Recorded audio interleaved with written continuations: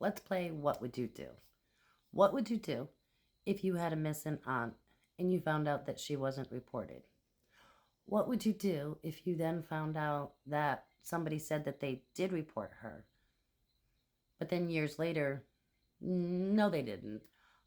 What would you do if that person's wife disappeared 4 years after your first aunt and it said she ran away?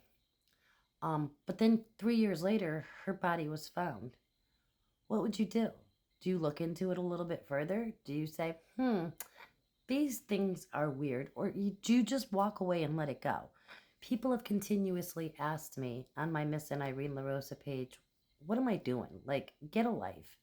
Um, Move on from this. And my answer is no. I'm not going to move on with this. I mean, what do you do?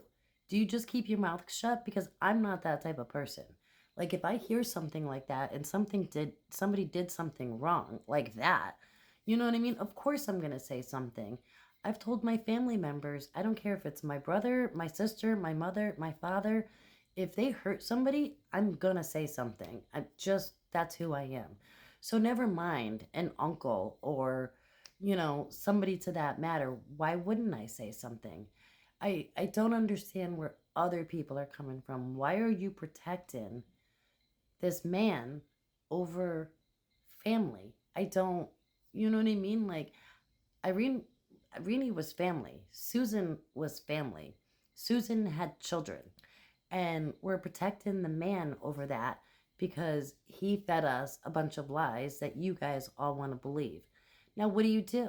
Do you stomp your feet and say, I'm not going anywhere? Because that's what I'm doing. I am not going anywhere.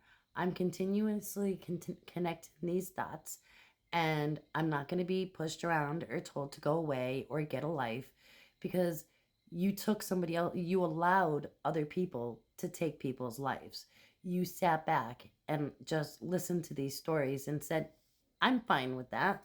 Well, guess what? Not everybody is going to be fine with that.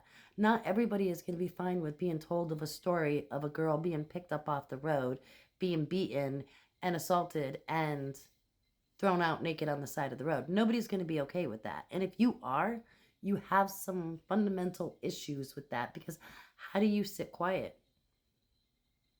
I don't. I can't. There's no way. There's no way that you can just sit quiet.